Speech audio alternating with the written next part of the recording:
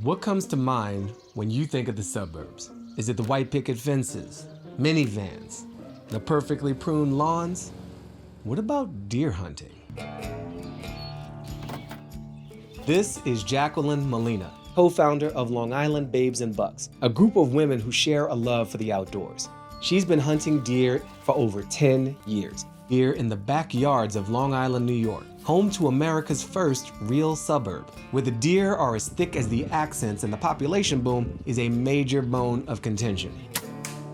After I let my arrow fly, I'll probably just stand there for 10 seconds. It's like a dance recital. When everything's executed perfectly, it's empowering and it shows the work that goes into it.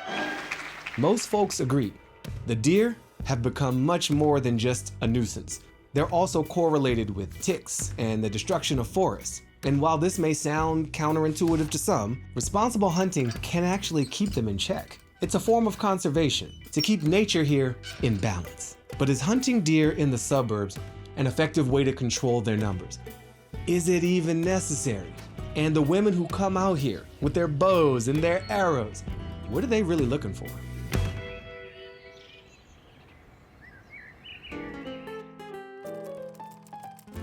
I'll be real with you. I associate deer hunting in America with bright orange vests, shotguns, camouflage, and men. But these days, more women are taken to the scene. While there's been a decline in the overall number of hunters in the US, from 2000 to 2015, the number of first-time female hunters increased by 32%. I'm what you call an adult onset hunter. It's like a disease. Yes. An addiction. I mean, I'm a walking misconception. Yes. I mean, I own it. I wear makeup. My hair is down. I'm wearing pink. My bow is pink. I got nails on. Yeah, you sound like you enjoy undermining those misconceptions, doing it your way. Like when I have a pink bow, they're like, "Oh, don't the deer see that?" And I'm like, "I don't know. Why don't you ask my chest reason?" Ooh, wow, shots fired. Literally, shots fired. Pun intended. The best sunrises and sunsets I've ever seen in my life are in my tree stand. And then, once that sunlight hits, and then you're like, "Ooh, what's gonna come walking through? What am I gonna see?" At Long Island, I can hunt with my bow the entire season. I can get into the woods 4 or 5 times a week. Definitely, it connects myself. It recharges me. It's a form of therapy, just sitting there and just being alone in solitude. There's hunts where you don't have any activity, and then there's hunts where I'll have deer walking right under my stand. What do you think? Pretty exciting. She's big, too.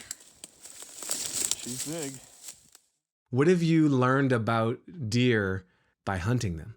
So just learning their patterns, learning where their food source is, learning where they bed down. Deer, I see them all the time. I see them on my trail cam. I see them driving everywhere.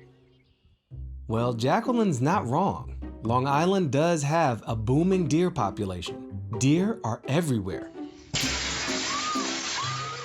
But how did the deer population get so out of control? During the 19th century, deforestation and overhunting decimated over 95% of deer in the country. New York was no exception. And by the 20th century, wildlife management shifted their focus to restoring deer populations. Some might say New York was too successful. The farmlands and suburban areas of Long Island in particular became prime feeding and breeding grounds for deer.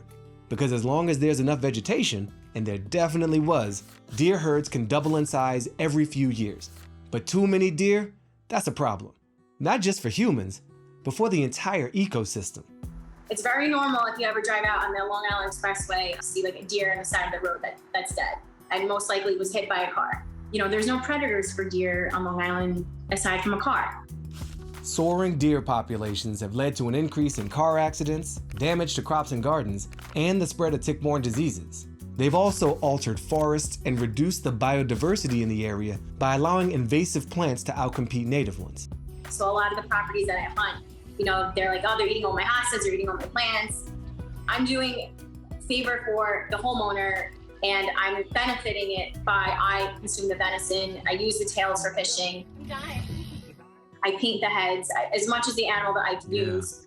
Do you see this as a role to restore the larger ecosystem? Is that any part of your motivation for hunting? We are taking out deer every year, and it definitely helps in terms of conservation. It's with the overpopulation. On Long Island, deer management is focused almost exclusively on hunting, but it hasn't been without opposition. Some residents have protested for alternative measures like sterilization, or to not eliminate deer and find ways to coexist, like upgrading fences to prevent deer from eating crops. The deer have a right to live. Stop the hunt. You're much closer to animals in certain ways, and so I just wonder if hunting has changed your relationship with animals broadly. I'm doing a service to the community. I'm not wiping out the population by any means. Yeah. It doesn't devalue my appreciation or love and respect for animals. I think they're beautiful creatures, they're beautiful animals, but it's, the circle of life. Most conservation experts agree that hunting plays a role in managing deer populations, but what works in Long Island might not be right somewhere else. A 2020 study shows that communities need to monitor their own populations, and that more research is needed to find other methods of control. But for Jacqueline, hunting isn't just about conservation. I'm a very ethical hunter. I'm not going to take a shot unless I have a clean shot where I'm going to hit vitals so that it's the least amount of suffering. And every harvest that I have, I say a prayer. I call it harvest. That's the words that I use. A lot of hunters use that instead of just saying shot, kill. Everything that I harvest and fish for, I eat. It's in my chest freezer. The only meat that I buy is chicken. Only during the Industrial Revolution did Americans start relying less on hunting and raising our own livestock for food. Instead, we started buying it. Even like when you grow your own tomatoes, or you grow your own something, you grew it, you did it. I can identify with that. I started doing a lot more backyard gardening, and I swear it tasted better. You did it because you grew it. Of course it tastes better. Like, this is the best tomato I've ever had. Anything she doesn't consume herself, she donates to her local venison food program. When I'm giving venison or fish to people, nothing goes to waste. That labor and that story connected to it maybe makes the gift more meaningful. Yeah. What's the most rewarding part of hunting for you? Anytime I could be out in the woods, rewarding in itself. It's just being able to do this, being able to do what's been done for years and years and years and years, and being able to do it ethically and properly to the best of my ability. Yo, I didn't expect it. I didn't see that coming, but I learned a lot from Jacqueline about hunting as balance for an overpopulated species that's wreaking some form of havoc on the ecosystem. And the idea of ethical hunting, knowing where our food comes from and how it's harvested, there's a lot of power in that. I thoroughly enjoyed Jacqueline shattering people's expectations of women hunters, of people in pink, of people new to the activity. This has brought her closer to friends, closer to neighbors, closer to community, and closer to nature.